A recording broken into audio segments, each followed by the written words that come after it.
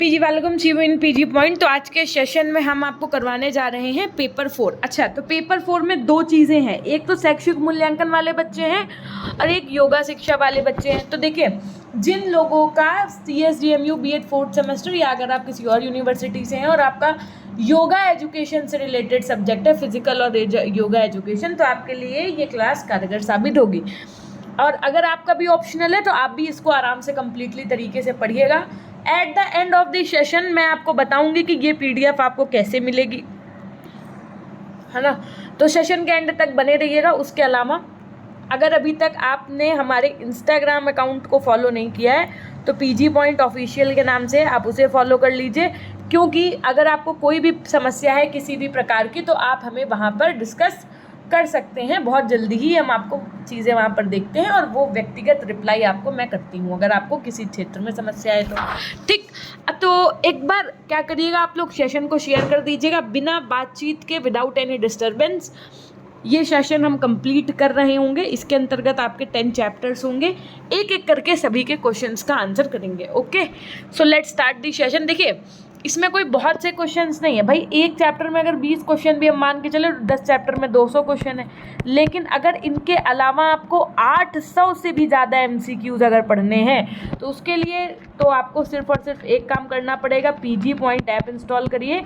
वहाँ पर आपको स्वास्थ्य शिक्षा के MCQs और नोट्स दोनों ही कुछ मिल जाएगा ई नोट्स के सेक्शन में। अगर अभी तक आपने नहीं लिया और पढ़ा है तो वो आपके एग्जाम के पॉइंट ऑफ व्यू से मोस्ट इंपॉर्टेंट है। ये तो एक तरीके का ये मान के चलिए ट्रेलर है, ठीक है। ये 200 क्वेश्चंस तो आप ऐसे ले लो, है ना, बहुत कम है ये। और वो जो क्वेश्चंस है वो आपके लिए रामबाण साबित होने वाले हैं। फिलहाल आइए ये भी समझते हैं कि ये भी इंपॉर्टेंट है, ऐसा नहीं है, लेकिन ये कम है संख्या में, बस आप ये समझिए। क्वेश्चन नंबर 1 आपका चैप्टर नंबर 1 से शुरू करेंगे। क्वेश्चन नंबर 1 क्या कह रहा है, शारीरिक शिक्षा क्या है आपकी? सामान्य शिक्षा का अभिन्न अंग है, राजनीति का विषय है, सैन्य शिक्षा की प्रक्रियाएं हैं, या फिर विशिष्ट जनों के लिए अभ्यासात्मक क्रियाएं हैं? तो ऑप्शन ए एकदम सही हो जाएगा, सामान्य शिक्षा का अभिन्न अंग है। शारीरिक शिक्षा से होता है क्या? होता है शारीरिक शिक्षा से मानसिक विकास, ज्ञानात्मक विकास, संवेगात्मक विकास या फिर सर्वांगीण विकास। तो करेक्ट आंसर हो जाएगा आपका सर्वांगीण विकास, क्योंकि सर्वांगीण के अंतर्गत ही आपका मानसिक, ज्ञानात्मक और संवेग, ये तीनों ही चीज़ें आ जाएंगी, ठीक है। तो हमेशा कोशिश करिए जब भी आपको क्वेश्चन ना समझ में आए तो एलिमिनेशन मेथड को अपनाइए, है ना। शारीरिक शिक्षा से विकसित होती है द्वेष भावना, हीन भावना, अलगाव की भावना या फिर राष्ट्र की भावना। क्वेश्चन नंबर 3, तो राष्ट्रीय भावना उत्पन्न होती है। शारीरिक शिक्षा में क्रियात्मक अनुसंधान का संबंध किससे है? तत्काल कक्षा की समस्याओं से, सहसंबंध अध्ययन से, प्रायोगिक अध्ययन से या फिर वर्णनात्मक अध्ययन से। तो शारीरिक शिक्षा में क्रियात्मक अनुसंधान का संबंध तत्काल कक्षा की समस्याओं से है। वेरी गुड, जो बच्चे ऑप्शन ए कह रहे हैं। एक परीक्षण विश्वसनीय माना जाता है यदि इसमें क्या हो? तुलनीयता हो, निरंतरता हो, समानता हो, संगति हो। क्वेश्चन नंबर 5, तो करेक्ट आंसर क्या हो जाएगा आपका? एक परीक्षण विश्वसनीय माना जाता है यदि इसमें क्या हो? संगति हो। ऑप्शन डी एकदम सही हो जाएगा। नेक्स्ट है, स्कूल में शारीरिक शिक्षा कार्यक्रमों के प्रचार का प्रमुख माध्यम क्या है? शिक्षक, छात्र, विज्ञापन या फिर इंट्राम्यूरल। क्वेश्चन नंबर 6, तो करेक्ट आंसर हो जाएगा आपका इंट्राम्यूरल। किसने कहा कि मनोरंजन गतियों का नहीं बल्कि भावनाओं का विषय है? जोसेफ ली ने, रमनी ने, जॉन डीवी ने या फिर जॉन ली ने। क्वेश्चन नंबर 7, तो ये बात कही थी कि मनोरंजन गतियों का नहीं बल्कि भावनाओं का विषय है। ये बात किसने कही थी? रमनी ने कही थी। किसने कही थी? रमनी ने कही थी। एक पेशी की कार्यात्मक क्षमता निर्भर करती है, किस पर निर्भर करती है? तंत्रिका उत्तेजना पर, परिधि पर, फाइबर की गुणवत्ता पर या फिर टोन्स पर। तो एक पेशी की कार्यात्मक क्षमता निर्भर करती है फाइबर की गुणवत्ता पर। मानव व्यक्तित्व के विकास में सबसे महत्वपूर्ण कारक क्या है? पैसा, कलक, साहित्य या फिर संस्कृति? तो संस्कृति है। खेल उपकरण के चयन में सबसे महत्वपूर्ण क्या है आपका? मूल्य, स्रोत, उपयोगिता या गुणवत्ता? तो करेक्ट आंसर हो जाएगा गुणवत्ता। हाइपोथैलेमस, ये हाइपोथैलेमस क्या होती है? किसके नियंत्रण से संबंधित है? हाइपोथैलेमस ग्लैंड होती है आपकी, है ना। ये मोटर क्रियाएं, सोच, ग्रंथि या फिर भावनाओं से संबंधित, किससे संबंधित है? तो ये ग्रंथि है एक प्रकार की। हाइपोथैलेमस क्या है? ग्लैंड होती है। जैसे थायराइड, पैराथायराइड ग्लैंड होती हैं, लीवर भी एक प्रकार की ग्रंथि है, वैसे हाइपोथैलेमस भी क्या है? आपकी ग्रंथियां हैं। व्यायाम के दौरान औसत आदमी की हृदय मिनट की मात्रा 4 से बढ़कर कितनी हो जाती है? कितनी हो जाती है भाई? तो 15 लीटर हो जाती है। भारी वजन प्रशिक्षण के कारण मांसपेशियों में की वृद्धि को कहा जाता है, क्या कहा जाता है? तो मस्कुलर हाइपरट्रॉफी कहा जाता है। जो भारी वजन प्रशिक्षण के कारण मांसपेशियों में वृद्धि होती है उसको मस्कुलर हाइपरट्रॉफी कहते हैं। प्रोटीन का सबसे समृद्ध स्रोत कौन सा है आपका? दालें, मूंगफली, सोयाबीन, अंडा। जो बच्चे जाते होंगे जिम वगैरह उन्हें बहुत अच्छे से पता होगा। तो अगर सबसे उत्तम स्रोत पूछा है, सबसे समृद्ध स्रोत पूछा गया है, तो आप सोयाबीन लगाएंगे, जिसे आप चंक्स भी कहते हैं ना। ये आपका सबसे अल्टीमेट सोर्स है किसका भैया? तो प्रोटीन का। आजकल एक शारीरिक शिक्षा शिक्षक अनिवार्य रूप से एक प्रशिक्षक, एक ड्रिल मास्टर, एक आंदोलन शिक्षक या फिर ये सभी। तो करेक्ट आंसर आपका हो जाएगा ये सभी। अंतरराष्ट्रीय योग दिवस कब मनाया जाता है? International yoga day. बहुत इंपॉर्टेंट क्वेश्चन है एग्जाम के पॉइंट ऑफ व्यू से आपका। तो ये मनाया जाता है कब बताइए? तो करेक्ट आंसर आपका यहाँ पर क्या हो जाएगा? ऑप्शन बी, यानी कि 21 जून को। योग सूत्र किसके द्वारा संकलित किया गया है? स्वरात्मा, चरक, वेदव्यास या फिर पतंजलि? योग सूत्र तो पतंजलि के द्वारा। खेल दिवस कब मनाया जाता है? खेल दिवस आपका 29 अगस्त को मनाया जाता है। नेक्स्ट क्वेश्चन की तरफ चलेंगे। संतुलित आहार में शामिल है, संतुलित आहार में क्या शामिल है आपका? Question number 19। तो विटामिन को छोड़कर सभी आवश्यक जो पोषक तत्व होते हैं वो आपके संतुलित आहार में शामिल होते हैं। बच्चे क्या करते हैं, ये गलत कराते हैं जब सभी आवश्यक पोषक तत्व उचित मात्रा में यही लगा करके चले आते हैं, है ना। जबकि करेक्ट आंसर यहाँ पर क्या दिया हुआ है? विटामिन को छोड़कर जितने भी आवश्यक पोषक तत्व हैं वो सभी संतुलित आहार में शामिल होते हैं। योग शब्द किससे लिया गया है? संस्कृत, पाली, ग्रीक या फिर हिंदी? तो योग शब्द आपका संस्कृत से लिया गया है। शारीरिक गतिविधि मूल रूप से क्या है आपकी? तो ये है आपकी जैविक आवश्यकता, बायोलॉजिकल नहीं। ठीक, तो यहाँ से आपका चैप्टर 1 कंप्लीट होता है। चैप्टर 2 शुरू करेंगे। चैप्टर 2 शुरू करने से पहले हम आपको बता दें, देखिए जो जैसे आपकी थ्योरेटिकल चीज़ें नहीं समझ में आ रही हैं तो हमने इसके नोट्स भी प्रोवाइड कर रखे हैं आपको योगा के। तो वो नोट्स में हमने क्या किया हुआ है, जितनी भी इम्पॉर्टेंट चीज़ें हैं वो सब कुछ दिया हुआ है, आप वहाँ से भी देख सकते हैं। 1 मिनट के लिए हम आपको शो कर देंगे PDF अभी थोड़ी सी देर में। चैप्टर नंबर जो 2 है वो पुरुषों की सांस्कृतिक विरासत के रूप में शारीरिक गतिविधियों एवं खेल से संबंधित है आपका। इस चैप्टर को भी शुरू करेंगे और इसके अंतर्गत भी मुश्किल से 19 से 20 क्वेश्चन ही होंगे। पहला क्वेश्चन है आपका, आधुनिक युग में डैश शिक्षा को शिक्षा क्षेत्र का महत्वपूर्ण अंग माना जाने लगा? किस शिक्षा को? तो आधुनिक युग में शारीरिक शिक्षा को शिक्षा क्षेत्र का महत्वपूर्ण अंग माना जाने लगा। याद रखिएगा। क्वेश्चन नंबर 2 है, कुछ समय पहले शिक्षा का लक्ष्य केवल किस चीज का विकास करना था? तो केवल मानसिक विकास करना था। अब क्या है? तो अब भाई सीधी सी बात है कि सर्वांगीण है ना। शिक्षा और शारीरिक शिक्षा में किसकी समानता है? भेदों की, लक्ष्यों की, उदाहरणों की या प्रक्रियाओं की? तो लक्ष्यों की। क्वेश्चन नंबर 4 है आपका, शिक्षा और शारीरिक शिक्षा किसमें क्षमताएं विकसित करती हैं? तो शिक्षा और शारीरिक शिक्षा विद्यार्थियों में क्षमताएं विकसित करती हैं। शारीरिक शिक्षा किसके निर्माण में सहायक होती है? तो आपकी शारीरिक शिक्षा चाहे चरित्र हो, कार्यकुशलता, व्यवसाय, इन सभी में ये क्या करती है? सहायक होती है। प्रयोगात्मक अनुभव आधारित है किस पर? तो प्रयोगात्मक अनुभव आपके निर्धारित हैं शारीरिक शिक्षा पर। चलेंगे नेक्स्ट क्वेश्चन की तरफ। क्वेश्चन नंबर 7 कह रहा है कि किसके अनुसार हम शिक्षा को टुकड़ों में खंडित नहीं कर सकते हैं और ना ही इस बात की आशा कर सकते हैं कि प्रत्येक खंड के अलग अलग परिणाम प्राप्त होंगे। क्वेश्चन नंबर 7,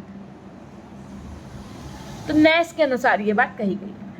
किस शब्द व डैश व शब्द है जिससे आनंद लाने वाली क्रिया होती है? भ्रमण, संगीत, कला या फिर विज्ञान? क्वेश्चन नंबर 8, तो ऑप्शन बी सही हो जाएगा, कला। कला वह शब्द है जिससे आनंद लाने वाली क्रिया होती है। कला के क्षेत्र में कौन सी क्रियाएं आती हैं अगर पूछा जाएगा? तो कला के क्षेत्र में आपकी चित्रकला, मूर्तिकला, काव्य, ये सभी क्रियाएं आती हैं। किसके द्वारा ही आनंद को ज्ञान मिलता है? क्वेश्चन नंबर 10, तो भाव के द्वारा ही आनंद को ज्ञान मिलता है। व्यक्ति किससे प्रभावित होने के बाद कल्पना करने लगता है? क्वेश्चन नंबर 11, तो व्यक्ति ज्ञान और भाव इन दोनों से प्रभावित होने के बाद में कल्पना करने लगता है, इमेजिनेशन करने लगता है। क्वेश्चन नंबर 12 देखिए, व्यक्ति किसके माध्यम से बिना परीक्षण तथा प्रयोग किए ही चिंतन तथा मनन कर लेता है? तो करेक्ट आंसर आपका यहाँ पर क्या हो जाएगा? व्यक्ति कला के माध्यम से बिना परीक्षण तथा प्रयोग किए ही चिंतन और मनन करने लगता है। प्रत्येक व्यक्ति की आराधना के विकास के लिए कौन सहायक होते हैं? तो प्रत्येक व्यक्ति की आराधना के विकास के लिए कला सहायक होती है। किसके द्वारा एकता का विकास आसानी से किया जा सकता है? तो भैया कला के द्वारा एकता का विकास आसानी से किया जा सकता है। क्वेश्चन नंबर नेक्स्ट है आपका, प्रत्येक मानव को डैश में निपुणता प्राप्त करनी आवश्यक है। किसमें? तो प्रत्येक मानव को व्यवसाय में निपुणता प्राप्त करनी आवश्यक है। विशिष्ट ज्ञान को ही कहते हैं, विशिष्ट ज्ञान को ही क्या कहते हैं? तो विशिष्ट ज्ञान को ही विज्ञान कहते हैं। ठीक है। ऊर्जा और शक्ति का किससे प्रगाढ़ संबंध रहता है? Question number 17। तो ऊर्जा और शक्ति का उम्र और पेशीय संस्थान दोनों से ही प्रगाढ़ संबंध रहता है। यदि 25 वर्ष की आयु के समय उचित प्रशिक्षण दिए जाएं तो शरीर में किसकी वृद्धि होती है? तो माइटोकॉन्ड्रिया की। नेक्स्ट है, किस देश ने शारीरिक शिक्षा को स्वर्ण युग के रूप में अनुभव किया है? Question number 19। तो प्राचीन जो ग्रीस है, इस देश ने शारीरिक शिक्षा को स्वर्ण युग के रूप में अनुभव किया है। खेल प्रशिक्षण को हमेशा किस पर अत्यधिक ध्यान दिया जाता है? तो फिटनेस पर। ठीक है। यहाँ से आपका चैप्टर 2 कंप्लीट होता है। चलेंगे आपके नेक्स्ट चैप्टर की तरफ, चैप्टर नंबर 3। स्वास्थ्य अवधारणा, महत्व, आयाम और निर्धारक इससे संबंधित है। क्वेश्चन नंबर 1 आपका देखिए क्या कह रहा है कि शरीर केवल रोग और दुर्बलता से मुक्त ना हो बल्कि वही शरीर स्वस्थ होगा जिसमें शारीरिक व मानसिक शक्तियों का पूर्ण विकास हो, साथ ही सामाजिक रूप से वह कुशल व्यक्ति हो। स्वास्थ्य की यह परिभाषा किसके द्वारा दी गई है? तो ये आपकी वर्ल्ड हेल्थ ऑर्गेनाइजेशन, विश्व स्वास्थ्य संगठन के द्वारा दी गई है कि शरीर केवल रोग और दुर्बलता से मुक्त ना हो बल्कि वही शरीर स्वस्थ होगा जिसमें शारीरिक व मानसिक शक्तियों का पूर्ण विकास हो, साथ ही सामाजिक रूप से वह एक कुशल व्यक्ति भी हो, है ना। निम्न में से कौन सा उत्तम स्वास्थ्य का लक्षण है? तो गहरी नींद आना एवं भूख ठीक लगना, सभी संवेगों पर व्यक्ति का नियंत्रण होना, ये नहीं कि गुस्सा है तो कंट्रोल ही नहीं कर पा रहे हैं, उठापटक मचा दे रहे हैं, है ना, बहुत ज़्यादा भावावेश में आकर कर रोए रहे हैं, बहुत ज़्यादा सुख है तो बहुत ज़्यादा मतलब अपनी चीज़ों पे, अपनी भावनाओं पे, अपने संवेगों पर व्यक्ति को नियंत्रण आना चाहिए। शरीर की त्वचा, बालों और आँखों का चमकदार होना, तो ये उत्तम स्वास्थ्य के लक्षण क्या है? ये सभी हैं। क्वेश्चन नंबर 3 क्या कह रहा है? स्वास्थ्य शिक्षा को निम्न किन भागों में विभाजित किया जा सकता है? तो आपका करेक्ट आंसर हो जाएगा ऑप्शन सी, सार्वजनिक स्वास्थ्य शिक्षा और स्कूल स्वास्थ्य शिक्षा दोनों में। स्वास्थ्य शिक्षा विद्यालय और दूसरे स्थानों से प्राप्त किए जाने वाले उन सब अनुभवों का योग है जो व्यक्ति, समुदाय और मानव जाति के स्वास्थ्य से संबंधित आदतों, दृष्टिकोणों और ज्ञान को प्रभावित करते हैं। स्वास्थ्य शिक्षा की यह परिभाषा किसकी है? तो स्वास्थ्य शिक्षा की यह परिभाषा आपकी वुड तथा ब्राडनेल की है। किसकी है? वुड तथा ब्राडनेल की है। क्वेश्चन नंबर 5 की तरफ चलेंगे। स्वास्थ्य शिक्षा के कार्यक्रम को सफल बनाने के लिए इनमें से किन सिद्धांतों का समावेश आवश्यक है? व्यक्तिगत स्वास्थ्य का ध्यान, स्वास्थ्य की नियमित जांच, शारीरिक व्यायाम या ये सभी? तो करेक्ट आंसर हो जाएगा आपका ये सभी। निम्न में से कौन स्वास्थ्य शिक्षा के उद्देश्य हैं? तो बुरी आदतों से बचाव, सर्वांगीण विकास, स्वास्थ्य वातावरण का निर्माण, ये सभी। विश्व स्वास्थ्य दिवस कब मनाया जाता है? तो विश्व स्वास्थ्य दिवस आपका 7 अप्रैल को मनाया जाता है। देखिए जितने भी डेज हैं ये इंटरनेशनल योगा डे, हेल्थ से संबंधित जो भी हैं तो वो आप अपने स्मरण में रखिएगा, है ना। क्वेश्चन नंबर 8 क्या कह रहा है? देखिए स्वास्थ्य परीक्षण कितने प्रकार का होता है? तो 2 प्रकार का होता है। निम्न में से कौन सा शारीरिक स्वास्थ्य को प्रभावित करता है? शारीरिक स्वास्थ्य को प्रभावित करता है तो भैया पौष्टिक एवं संतुलित भोजन, विश्राम और निद्रा, व्यक्ति का रहन सहन, व्यायाम, ये सभी क्या करती है? आपकी हेल्थ को इफेक्ट डालती है, हेल्थ में। क्वेश्चन नंबर 10 क्या कह रहा है? विद्यालय में छात्रों के उत्तम स्वास्थ्य के लिए निम्न में से किस उपाय को अपनाना चाहिए? किस उपाय को अपनाना चाहिए भैया? तो विद्यालय में शुद्ध वायु, प्रकाश की व्यवस्था हो, छात्रों का स्वास्थ्य निरीक्षण हो, विद्यालय की उत्तम सारणी एवं फर्नीचर। तो ये सभी आपका एकदम सही हो जाएगा। क्वेश्चन नंबर 11 की तरफ चलेंगे। निम्न में से कौन मानव जीवन की अमूल्य निधि है? Question number 11। तो अच्छा स्वास्थ्य जो है वो मानव जीवन की अमूल्य निधि है। इनमें से कौन सी आदत स्वास्थ्य संबंधी अच्छी आदत है? तो नियमित समय पर उठना और सोना भैया, नियमित रूप से संपूर्ण शरीर की सफाई करना, नियमित व्यायाम, संतुलित आहार और स्वास्थ्य परीक्षण, ये सभी आपका सही हो जाएगा। क्वेश्चन नंबर 13 क्या कह रहा है देखिएगा। क्वेश्चन नंबर 13 कह रहा है कि स्वास्थ्य व मानसिक एवं शारीरिक स्थिति है जिसमें व्यक्ति अपने शारीरिक अंगों के माध्यम से अपने पर्यावरण में अच्छी तरह ढलकर उत्तम कार्य कर सकता है। ये परिभाषा किसके द्वारा दी गई है? तो ये परिभाषा दी गई है वोल्टमर एवं एस्लिंगर के द्वारा। स्वास्थ्य शिक्षा का ज्ञान छात्रों को किस प्रकार से कराया जा सकता है? तो स्वास्थ्य शिक्षा का ज्ञान आपको समाज सेवा कार्यक्रमों के द्वारा, स्वास्थ्य संबंधी पुस्तकों के द्वारा, दूरदर्शन और आकाशवाणी, इन सभी के द्वारा कराया जा सकता है। शरीर को मात्र रोगों से बचाकर रखना अथवा आसक्त ना होना कि स्वास्थ्य, ये आसक्त ना होना ही स्वास्थ्य नहीं है, जबकि स्वास्थ्य से अभिप्राय क्या है? संपूर्ण भौतिक, मानसिक, सामाजिक अवस्था में स्वस्थ रहने से है। और ये परिभाषा आपकी किसने दी है? तो वर्ल्ड हेल्थ ऑर्गेनाइजेशन, विश्व स्वास्थ्य संगठन ने दी है। ठीक है, तो यहाँ से 15 क्वेश्चन आप अपने चैप्टर 3 के भी कंप्लीट कर लेते हैं। चैप्टर 4 जो है वो आपका रिलेटेड है शारीरिक, जो आपके और मतलब मस्कुलर सिस्टम, ऑर्गन सिस्टम, ये सारे सिस्टम्स होते हैं ना, उनसे रिलेटेड है, शरीर के तंत्र और व्यायाम के प्रभाव से संबंधित है। आइए करेंगे इसके भी क्वेश्चन। भोजन का पाचन आरंभ होता है, कहाँ से आरंभ होता है? तो भैया मुख से ही होता है, कोई स्टमक नहीं, पेट नहीं लगा करके आएगा, आमाशय नहीं लगा करके आएगा। क्यों मैम, मुख से कैसे होता है? हमने कहा जैसे मान लीजिए आप खाली रोटी के टुकड़े को बहुत देर तक चबाइए तो आपको कैसा महसूस होगा? हल्का सा मीठा महसूस होगा। कैसे मीठा महसूस होगा पता है? आपकी जो सलाइवा है, जो लार है, उसमें एक टाइलिन नामक एंजाइम पाया जाता है। ठीक, और वो जो टाइलिन नामक एंजाइम होता है वही क्या करता है? डाइजेशन की प्रोसेस माउथ से ही, आपके मुख गुहा से ही शुरू कर देता है। तो ऑप्शन बी सही हो जाएगा। अमाशय में पाया जाने वाला इनमें से कौन सा एंजाइम है? तो इनमें से अमाशय में जो पाया जाता है वो पेप्सिन पाया जाता है। ठीक है, उसके बाद में क्या है? अमाशयिक ग्रंथियों को उत्तेजित करने वाला हार्मोन कौन सा है? जो अमाशयिक ग्रंथियां होती हैं, स्टमक ग्लैंड्स होती हैं, ठीक है, उनको एक्सेलरेट करने का काम कौन सा हार्मोन करता है? तो वो करता है आपका गैस्ट्रिन हार्मोन। निम्नलिखित में कौन सा अंग पाचन तंत्र का अंग नहीं है? आहार नल, अग्नाशय, फेफड़ा या छोटी आंत। क्वेश्चन नंबर 4, सीधी सी बात है, फेफड़ा ये तो आपका रेस्पिरेटरी सिस्टम यानी से संबंधित है, तो उसका पाचन तंत्र में कोई काम ही नहीं भैया। निम्नलिखित में से कौन सा अंग आहार नाल का भाग नहीं है? फूड पाइप जो होता है ना आपका, उसका भाग क्या नहीं है पूछा गया। तो सीधी सी बात है, आपका करेक्ट आंसर क्या हो जाएगा यहाँ पर? लीवर हो जाएगा। लीवर का कोई रिलेशन नहीं है आपके आहार नाल से, यकृत का कोई संबंध नहीं है आपके आहार नाल से, फिर मुख, ग्रसनी और अमाशय का है। मनुष्य के पाचन तंत्र में आहार के कार्बोहाइड्रेट का पाचन प्रारंभ कहाँ से होता है?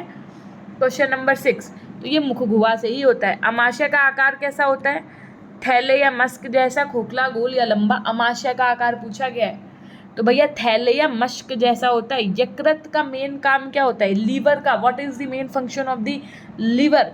तो जो पित्त रस बनाना है ना, बाइल जूस बनाना है, बाइल जूस क्रिएट करना, यही आपका काम होता है। ठीक है, संग्रह करना नहीं होता है काम होता है पित्त रस को बनाना। किसका? लीवर का काम क्या होता है? पित्त रस को बनाना। कंफ्यूज करने के लिए इन्होंने ऑप्शन में दे दिया है पित्त संग्रह करना, जबकि ये सही नहीं होगा। रुधिर 1 मिनट में कितनी ऑक्सीजन का वहन करता है? यानी कि ब्लड 1 मिनट में कितनी ऑक्सीजन का वहन करता है आपका? तो ब्लड आपका 1 मिनट में 250 मिली ऑक्सीजन का वहन करता है। ऑक्सीजन ग्रहण करके कोशिकाओं में पहुंचता है, किसके द्वारा पहुंचता है? तो ये आपका पहुंचता है हीमोग्लोबिन के द्वारा, है ना। इसीलिए तो कहा जाता है, जैसे आपने रात में मान लीजिए अंगीठी जला लिया है, ठीक है, उससे कार्बन मोनोऑक्साइड निकलती है, आप श्वास के थ्रू लेते हो, तो वो आपका डीऑक्सी हीमोग्लोबिन बन जाता है, तभी इंसान की मौत हो जाती है। तो भैया हीमोग्लोबिन जो है ऑक्सीजन ग्रहण करके कोशिकाओं में पहुंचाता है। मनुष्य के शरीर में फेफड़ों की संख्या कितनी होती है? तो 2 होती है भैया, ठीक। लंग्स, संपूरक वायु की मात्रा कितने घन सेंटीमीटर होती है? तो ये होती है आपकी 1500 घन सेंटीमीटर। हमारे शरीर में शुद्ध वायु का प्रवेश और अशुद्ध वायु का निष्कासन किसके द्वारा होता है? तो नाक के द्वारा। शरीर में श्वसन की सभी क्रियाओं को करने के लिए कौन सी गैस आवश्यक है आपकी? तो कौन सी गैस आवश्यक है आपकी भाई? Option A oxygen. Question number 15, सांस के द्वारा ऑक्सीजन अंदर लेने की क्रिया क्या कहलाती है आपकी? तो ये कहलाती है प्रश्वसन, इनहेल इसको आप कहते हैं इंग्लिश में। निश्वसन में अशुद्ध वायु का संगठन क्या होता है? निश्वसन का मतलब होता है एक्सहेल। जब आप सांस छोड़ रहे होते हैं तो उसमें वायु का संगठन कैसा होता है? तो उसमें भैया 16% ऑक्सीजन और 4% कार्बन डाइऑक्साइड होती है। नेक्स्ट, एक बच्चा 1 मिनट में लगभग कितनी बार सांस लेता है? बच्चे की बात की गई है भाई, समझिएगा बात को। तो एक बच्चा 1 मिनट में 30 बार सांस ले लेता है। परिसंचरण तंत्र का मुख्यतम अंग कौन सा है? यदि परिसंचरण सर्कुलेटरी सिस्टम की अगर बात की जाएगी तो यहाँ पर आप टिक करके आएंगे हृदय, यानी कि heart is the main part of circulatory system. Question number 19 क्या कह रहा है? शरीर के उस तंत्र को क्या कहते हैं जो शरीर के सभी भागों में पोषक तत्व तथा ऑक्सीजन पहुंचाने का कार्य करता है? तो ये इसे क्या कहते हैं आप? इसे कहते हैं परिसंचरण तंत्र। नेक्स्ट, लाल रुधिर अणुओं को अशुद्ध जल या निम्न विलीय घोल में रखेंगे तो ये क्या होंगे? क्वेश्चन नंबर 20, तो ये क्या होंगे? ये अप्रभावित रहेंगे। सीधी सी बात है, जो आपके आरबीसीज होते हैं इनका फुल फॉर्म होता है रेड ब्लड सेल्स या रेड ब्लड कार्पसेल्स। इनको अगर आप अशुद्ध जल या निम्न विलीय घोल में रखेंगे तो कोई इफेक्ट नहीं पड़ेगा इन पे। क्वेश्चन नंबर 21 कह रहा है रुधिर की शुद्धि होती है, कहाँ होती है? जो आपका ब्लड होता है वो कहाँ शुद्ध होता है? प्रश्न संख्या 21, तो ये होता है आपका ऑप्शन बी, हृदय में। उसके बाद में क्या कह रहा है कि रक्त का कौन सा कण रक्त जमने में सहायक होता है? तो डेट इज प्लेटलेट्स। और प्लेटलेट्स में भी आपका क्या होता है? प्लेटलेट्स में भी आपका प्रोथ्रोम्बिन नामक एक प्रोटीन होता है, जिसकी वजह से जैसे आपको चोट लग गई तो थक्का जमता है। आप देखते हैं बहुत लोगों को इतनी जल्दी थक्का नहीं जमता है, खून का मतलब ऐसे पपड़ी सी नहीं पड़ती है तो बहते ही चला जाता है, बहते ही चला जाता है। तो उनमें क्या होता है, शुगर का पेशेंट होते हैं जो है ना ऐसे करके, या जिनमें प्रोथ्रोम्बिन नामक प्रोटीन्स की कमी होती है, उनके अंदर ये चीज़ें होती हैं। यूनिट 5 यहाँ से शुरू होता है आपका योगा वाला सेक्शन, योग अर्थ एवं दीक्षा से संबंधित जो आपका चैप्टर है, ठीक है। तो इसके अंदर भी बहुत सारे क्वेश्चंस नहीं है, जितना है मैं आपको इजी नोट्स का पूरा कवर अप करा देती हूँ। और देखिए, योग शब्द की उत्पत्ति संस्कृत के किस शब्द से हुई है? तो योग शब्द की उत्पत्ति संस्कृत के युज शब्द से हुई है, या युज धातु से हुई है। योग शब्द का अर्थ क्या होता है आपका? तो योग शब्द का अर्थ होता है क्या करना? एक करना। योग में किसका अभ्यास सम्मिलित होता है? तो योग में आपके प्राणायाम, प्रत्याहार, यम नियम, आसन, धारणा, ध्यान, समाधि, ये सभी क्या होते हैं? अभ्यास सम्मिलित होते हैं। योग का अर्थ है मानसिक उतार चढ़ाव पर नियंत्रण पाना। ये परिभाषा किसने दी थी? तो ये परिभाषा वेद व्यास जी ने दी थी। क्या कहा था? कि मानसिक उतार चढ़ाव पर नियंत्रण करना। कैसे याद रखेंगे? हमने कहा कि जब आप ज़्यादा उतार चढ़ाव करते हैं तो आपको क्या लगती है? प्यास लगती है, तो प्यास से व्यास याद रखिएगा, ठीक। या ऐसे भी याद कर सकते हो कि उतरते और चढ़ते हुए हम वेदों को नहीं पढ़ सकते हैं। जब मानसिक रूप से हम एक नियंत्रण हो पाएंगे हमारे दिमाग को, तभी हम वेद पढ़ पाएंगे, ऐसे भी याद कर सकते हो।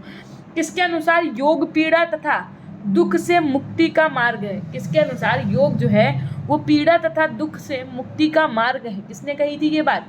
तो ये बात कही थी आपके भगवत गीता में कही गई है। भगवत गीता में कहा गया है कि योगा जो है, योग जो है, ध्यान जो है, इसी से आप पीड़ा और दुख से मुक्ति पा सकते हैं। पीड़ा और दुख मुक्ति का मार्ग आपका क्या है? भगवत गीता में बताया गया है कि ये योग है। योग ही वह साधन है जिससे आप क्या कर सकते हैं? दुख और पीड़ा से मुक्ति पा सकते हैं। किसमें कही गई थी ये बात? भगवत गीता में कही गई। कैसे याद रखोगे? कि जो आदमी भगवत गीता पढ़ता है उसे मुक्ति मिलती है ना, तो ऐसे याद रख सकते हो। काफ़ी हद तक योग के लाभों को समझ चुका है। कौन समझ चुका है भाई? तो विश्व काफ़ी हद तक योग के लाभों को समझ चुका है। कठोपनिषद के अनुसार योग की परिभाषा क्या है? तो कठोपनिषद के अनुसार योग की परिभाषा है इंद्रियां, मन और बुद्धि पर नियंत्रण ही योग है। ये परिभाषा योग की किसके अनुसार कही गई है? तो कठोपनिषद में योग के लिए लिखा गया है कि इंद्रियां, मन और बुद्धि पर नियंत्रण ही क्या है? योग है। आदि शब्द से तात्पर्य क्या है आपका? क्वेश्चन नंबर 8, आदि शब्द से तात्पर्य क्या है? तो आदि शब्द से तात्पर्य है मनोमय कोश में उत्पन्न मानसिक भावनात्मक विकार। ऑप्शन बी एकदम सही हो जाएगा आपका। क्वेश्चन नंबर 9 की तरफ चलेंगे। संयुक्त राष्ट्र महासभा ने 21 जून को अंतर्राष्ट्रीय योग दिवस के रूप में कब घोषित किया? क्वेश्चन नंबर 9, तो 11 दिसंबर 2014 को संयुक्त राष्ट्र महासभा में 21 जून को अंतर्राष्ट्रीय योग दिवस के रूप में घोषित किया। इसीलिए हर साल 21 जून को अंतर्राष्ट्रीय योगा दिवस मनाया जाता है। 17 जून 2015 को जारी इस पुस्तक का नाम क्या है, जिसका अनुपालन डॉक्टर इमरान चौधरी और अभिजीत सिंह ने मुस्लिम राष्ट्रीय मंच द्वारा प्रकाशित किया? तो करेक्ट आंसर आपका यहाँ पर हो जाएगा योग और इस्लाम। भोजन करने के कितने समय बाद तक योगाभ्यास नहीं करना चाहिए? तो ऑप्शन सी सही हो जाएगा। 90 मिनट तक आप भोजन करने के बाद में कोई भी योगाभ्यास नहीं करें। फिर है योग का उद्देश्य क्या है? तो योग का उद्देश्य क्या है आपका? आत्मज्ञान या आत्म साक्षात्कार। बौद्ध ध्यान तकनीकों के अनुसार दिमागीपन के आधार हैं आपके, कौन से हैं? तो सुनना, देखना, सांस लेना, आंखें बंद कर लेना, ध्यान करना, ये सभी जो है बौद्ध ध्यान तकनीकी के अनुसार दिमागीपन के आधार हैं। देखिए, तो जैसा कि आप देख पा रहे हैं, आपके जो फिजिकल ये स्वास्थ्य और योगा शिक्षा वाला है, इसके अंतर्गत 4 यूनिट थी। तो जैसा कि आप देख पा रहे हैं, ये यूनिट 1 है ना। इसमें सब कुछ आपको क्लियरली एकदम अच्छे से थ्योरेटिकल पोर्शन पूरा समझाया गया है। फिर देखिए, यह है आपकी यूनिट 2।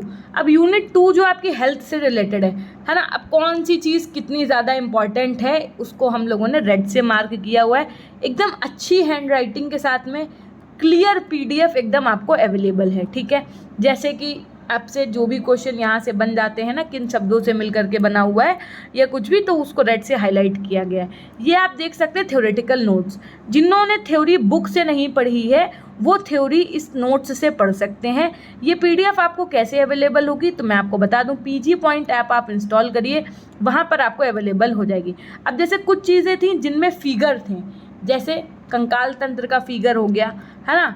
जैसे आपका अक्षीय कंकाल का फिगर हो गया, अचल संधि क्या होती हैं, तो जो फिगर वाली चीज़ें थी वो हमने ऐड कर दी हैं इसमें, ताकि उसमें भी आपको कोई प्रकार की समस्या ना हो। बाकी जो इम्पोर्टेंट लाइंस थी उसको हमने ऐसे हाईलाइट कर दिया है, ठीक है। तो अब पढ़ने में भी आपको समस्या नहीं होगी। इस तरीके से आप देख सकते हैं, जितना भी आपका पूरा नोट्स है वो तो है ही है, साथ में श्वसन तंत्र से लेकर के जितने भी फिगर हैं वो सब कुछ दे दिए, ताकि आपको पढ़ने में किसी प्रकार की समस्या ना हो, ठीक। इसके अलावा जो आपकी यूनिट 4 है, यूनिट 3 है, उसमें भी हमने आप लोगों को पूरा इंपॉर्टेंट चीज़ें प्रोवाइड कर रखी हैं। जिनमें फिगर थे सिर्फ वो चीज़ें हमने ऐड कर दी हैं पिक्चर के साथ में आपको। अब जैसे यूनिट 3 है आपकी, तो ये योगा से संबंधित है। और बहुत देखिए, एक तो पहली बात तो यूनिट 3 और यूनिट 4 ज़रूर पढ़ लीजिएगा। यूनिट 1 और 2 तो इजी लगेगी, लेकिन यूनिट 3 और 4 में आपको बहुत सी चीज़ें ऐसी हैं जो आनी चाहिए, क्योंकि अगर योग से संबंधित, ध्यान से संबंधित, आसन से संबंधित, डेफिनेशन से संबंधित कोई बात पूछ दी गई तो आपके पास आंसर होना चाहिए लिखने के लिए, है ना। तो उसके लिए आपको क्या करना पड़ेगा, ये वाली PDF अच्छे से पढ़नी पड़ेगी। और अगर आप ये वाली PDF लेना चाहते हैं तो उसके लिए PG पॉइंट ऐप इंस्टॉल करिए, वहाँ पर आपको ई नोट्स के सेक्शन में मिल जाएंगी, ठीक। मैम क्या इसके MCQs? हमने कहा MCQs भी हमने अलग से प्रोवाइड कर रखे हैं। अब ये सब यम से संबंधित क्वेश्चन है ना, ये सब पूछे जाते हैं आपसे। नियम से संबंधित प्रश्न है, ये सब कुछ पूछा जाता है आपसे, है ना। फिर देखिए, इसका चैप्टर 2 जो था वो है यहाँ पर, तो यानी कि दिया सब कुछ है। अगर आपने नहीं पढ़ा है तो ज़रूर पढ़िएगा, अगर आपके पास बुक नहीं है तो इनको ज़रूर पढ़िएगा, है ना। फिर आपका क्वेश्चन होगा कि मैम 800 से ज़्यादा MCQs वाली PDF, हमने कहा ये रही 800 से ज़्यादा है MCQs वाली PDF health, physical and yoga education की, जो जहां आपको इजी नोट्स में केवल 100 से 200 से क्वेश्चंस तक मिलेंगे। वहीं आपको हमारी इस PDF में हर एक यूनिट में कम से कम 150 से 200 क्वेश्चन मिल जाएंगे, है ना।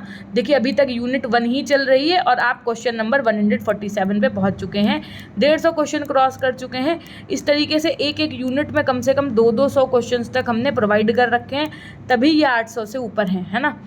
जैसा कि आप देख पा रहे हैं 200 से ऊपर क्वेश्चंस केवल यूनिट 1 में दी हुई है। एग्जामिनर कहाँ से क्वेश्चन पूछेगा, one of the most important questions आपको इन PDFs में मिल जाएंगे।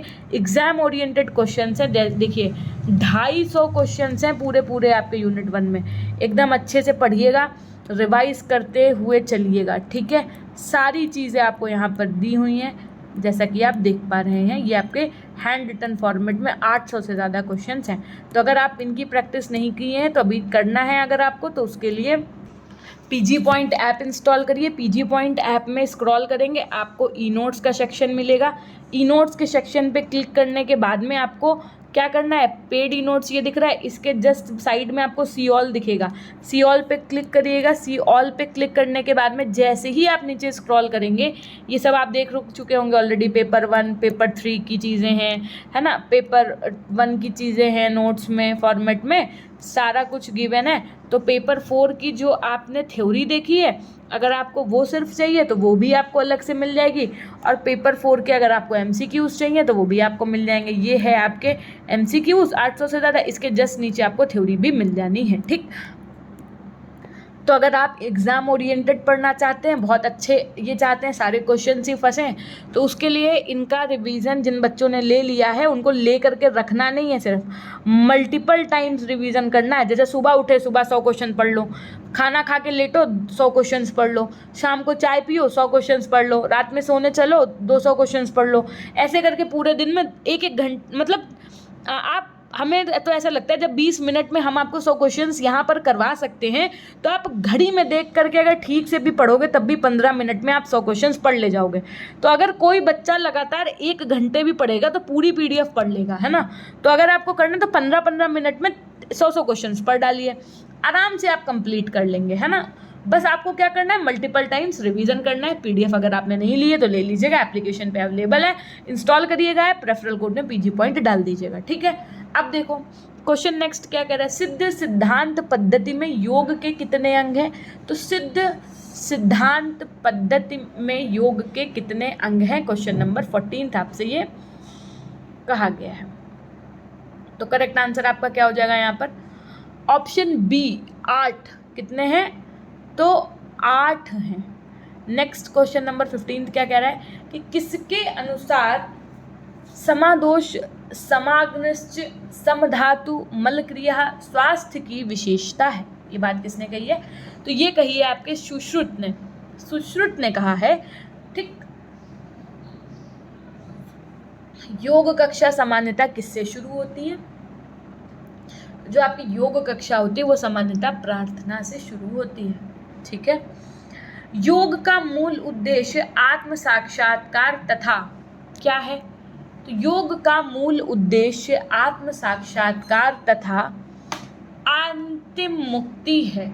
आसन के अभ्यास का लक्ष्य, आसन के अभ्यास का लक्ष्य डैश को दूर करना है। किसको दूर करना है भाई, तो संघर्षों को दूर करना है। ए सही हो जाएगा आपका। शरीर में आराम और पाचन प्रतिक्रिया के लिए जिम्मेदार तंत्र का हिस्सा है, क्या है, तो पैरासिम्पैथेटिक तंत्र का तंत्र, ठीक। अब मैम ये PDF कहाँ से मिलेगी ये भी बता दीजिए।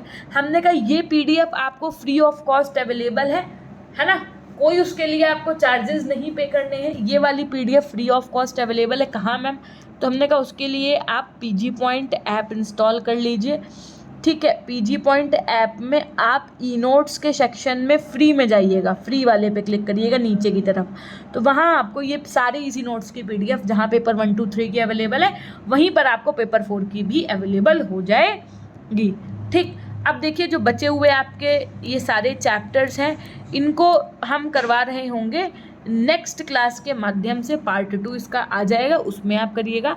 अगर आप अभी तक चैनल पर नए हैं और सब्सक्राइब नहीं किया तो सब्सक्राइब करके बेल आइकन प्रेस कर दीजिएगा और शेयर ज़रूर कर दीजिएगा इन क्लासेस को, ठीक है। ये आपका नैतिक कर्तव्य है।